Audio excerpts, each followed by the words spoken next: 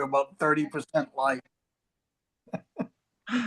I'm resident of Colorado for YouTube. Joel Sains. I'm joined by my buddy Patrick McCray, my buddy Alan Gallant. We're here to review the movie Terror Train. This movie is directed by Roger Spotswood, written by Oh my God. T.Y. Right, Drake. Tomorrow Never Dies. No, I think he did. Guys got to start somewhere. Uh, He did. He was the uh, director of Tomorrow Never Dies. uh, produ- Produced by Harold Greenberg, starring Ben Johnson, who was a real life rodeo cowboy. He was a Uh, real life star too. yes, he is. Before this movie. Yes, he was. He was known as Uh, University Wits. the, Jamie Lee Curtis is in this movie, Scream Queen, Mhm. fresh off Halloween, and Fresh. not now they did not do Halloween 2 yet here. So Mm. David Copperfield is in this movie. Music by John Mills Cockle. Uh, Production companies Astral, Bellevue, Path, and Sandy Howard Productions, Triple T Productions. Distributed by Astral Films Canada and 20th It's Century kind of an Fox. indie film. Basically, Yeah, you're dealing with indie yeah, film. pretty much. Release dates October 3rd, 1980 US, October 10th, 1980 Canada. So, guys, when did you first see this movie, Alan? I actually first saw this movie in its entirety today. Yeah. What you thought? What you think? I th you know it hits on a lot of classic sort of horror things. This isn't body horror, although there's certainly blood and killings and all of that sort of thing. But no, there's no heads rolling around and that sort of thing. So it's more about the tension and anxiety that builds from being stalked around the train, by this whack job killer. But I mean, obviously, it prefigures things like, Scream. It prefigures that sort of thing. The guy's running around in a costume, various costumes actually, because it's a perfect way to hide his identity when he's doing all of this stuff. Mhm. So it's got good tropes in it for this kind of a movie, I think. Mhm. I wish it had not been filmed quite so dark all the Yeah. time. It's really maybe it's just the to be print's just a dark print. I don't know because I didn't see it when No, it they first came didn't. out. It's pretty much always been that way. Yeah. Yeah. Okay, I got the Blu-ray. yeah, okay. So it's just Darko Vision. Yeah, Yeah, yeah. Well, before I call it's him Patrick, real quick, the movie entirely it's meant to be that dark because the sure. killer's got to kill like close up because he at first he's like in disguise, like I said, he has a Groucho Marx mask, and then Uh later he's in a lizard costume.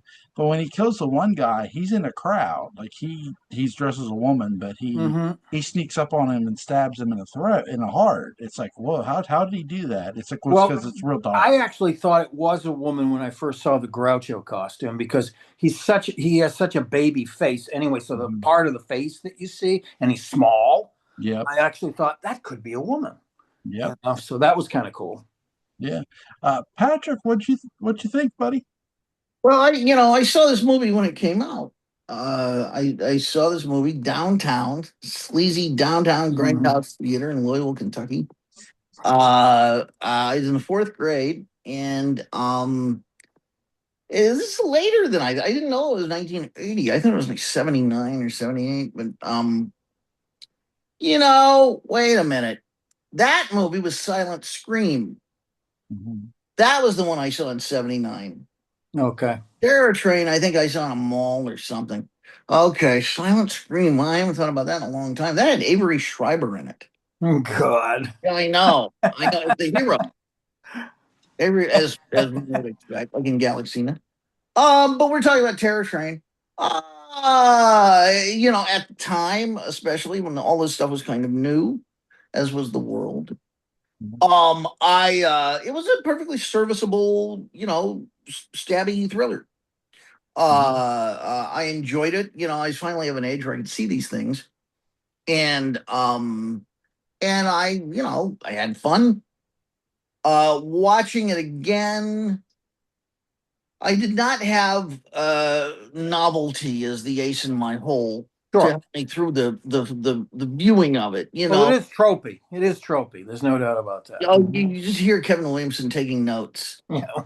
But this is the kind of thing that I maybe this more than any other movie because this happened after. Was this released after Friday the 13th or before? I'm not sure. I know it was released after Halloween. Hold on. Yeah, I Yeah, it think it's was. before Friday the 13th. I think it's Okay. before. Looking back on it, you sort of see this as a Halloween, this and Friday the 13th as a trilogy where all of the tropes that would form, the Kevin Williamson kind of thing, Yeah. all sort of got solidified. And I think it's probably this movie is unjustly ignored. Compared to Friday the 13th, which movie I never really got, but um, in terms of creating that kind of thing, I thought it was fine. I mean, who doesn't want to see Gene Shalit as a serial killer? Yeah. Actually, I'd probably pay good money to see that again.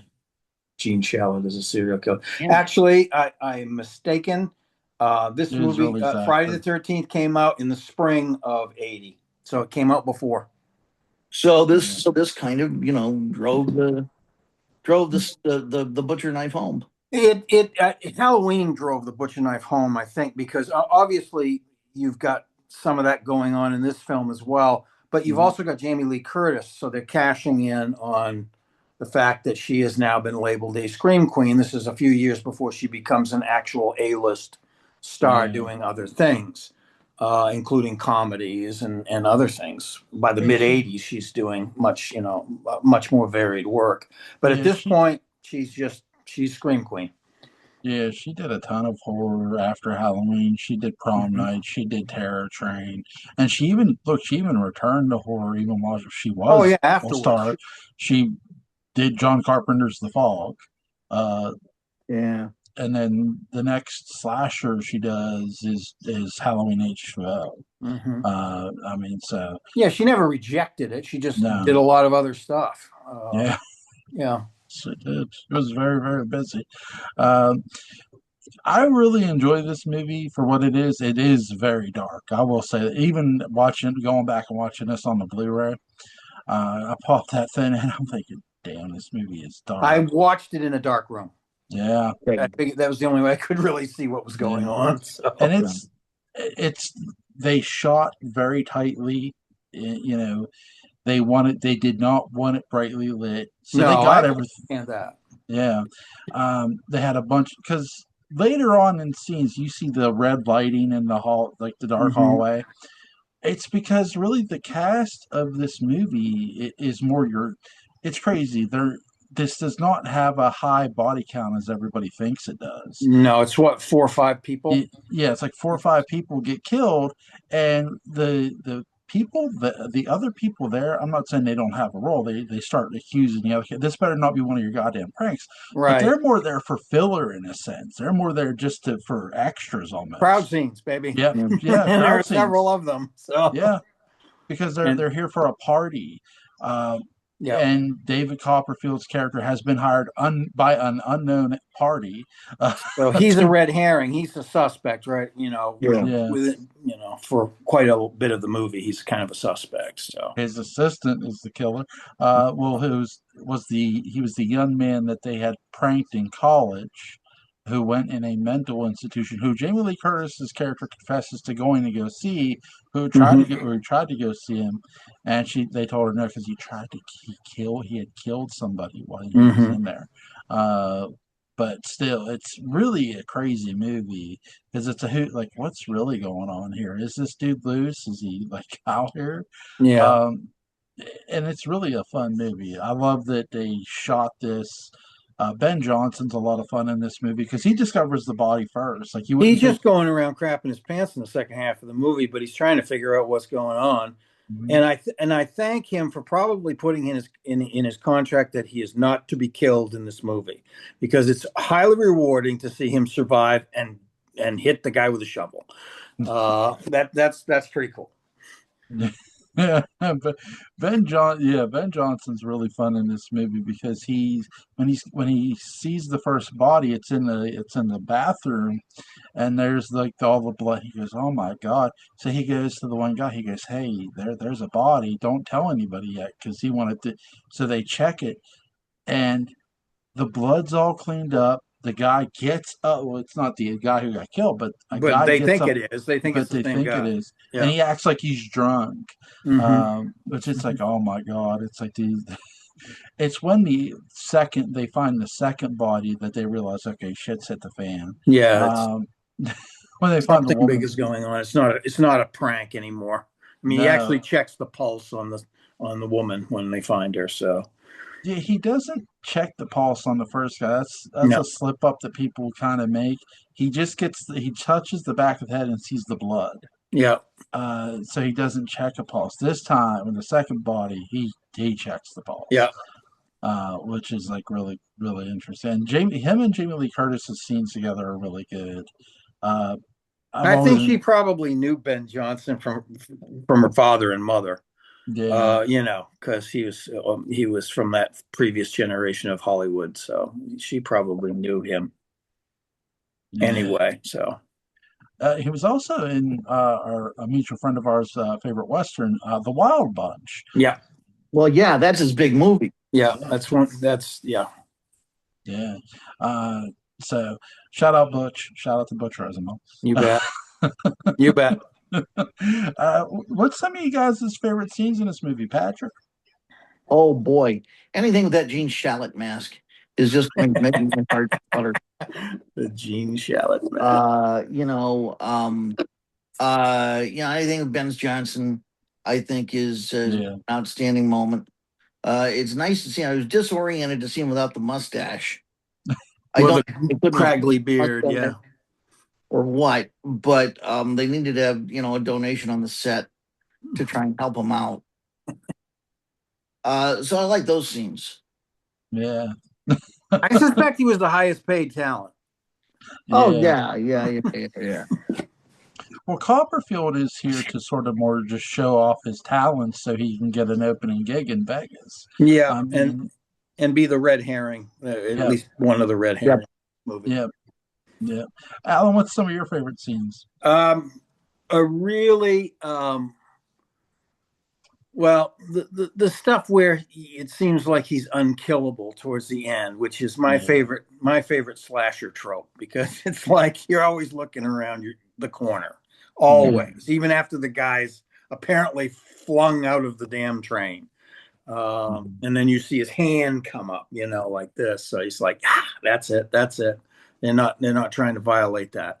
So that was kind of fun.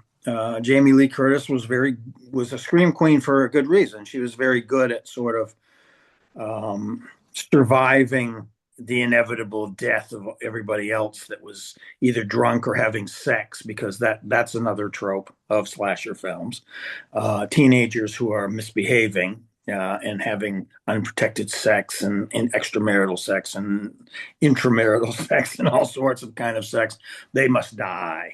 That's one of the hidden sort of Puritan ethic ethos of slasher films.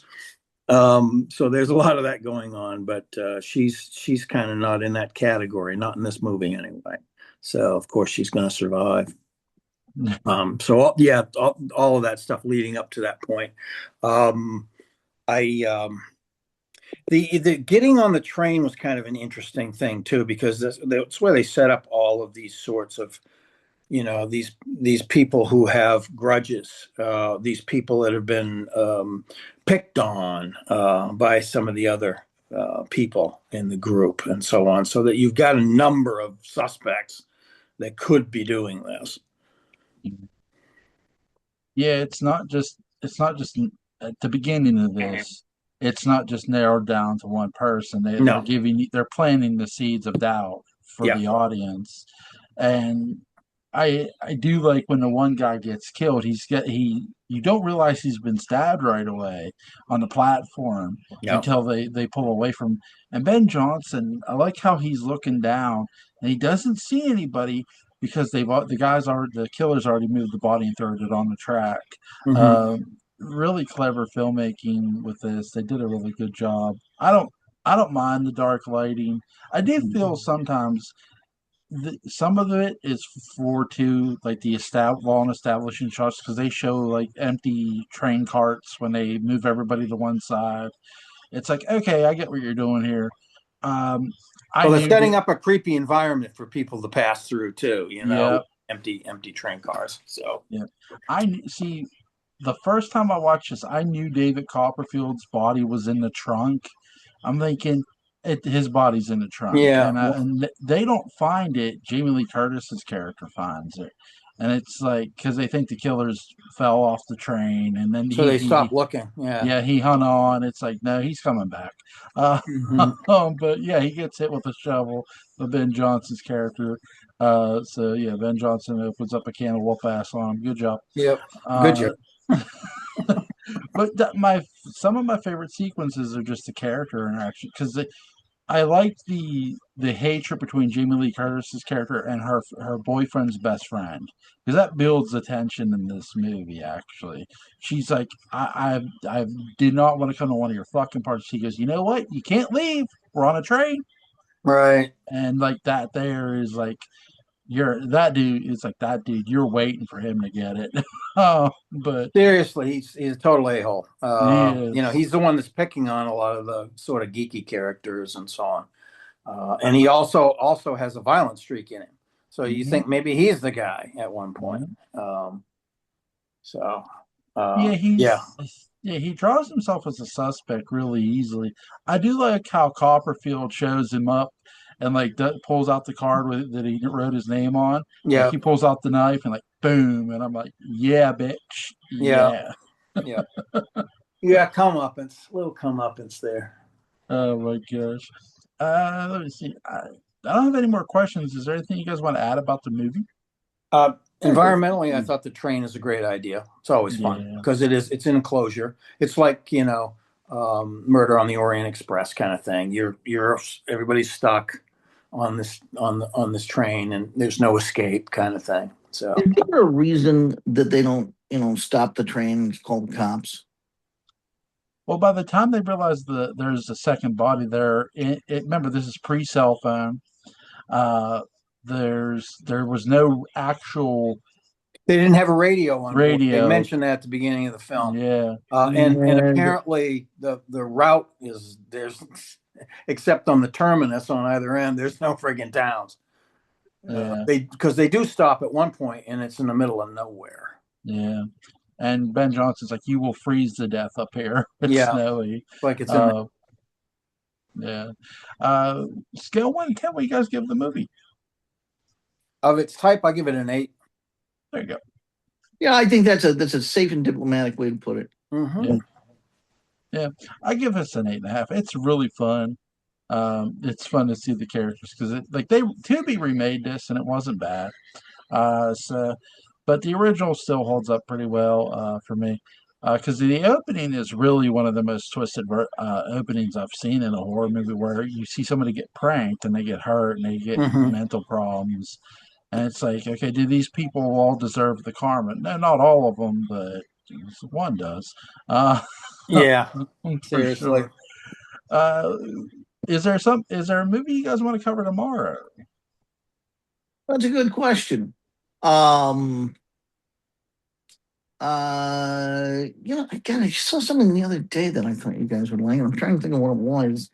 Um, shoot. Um, Alan, your thoughts?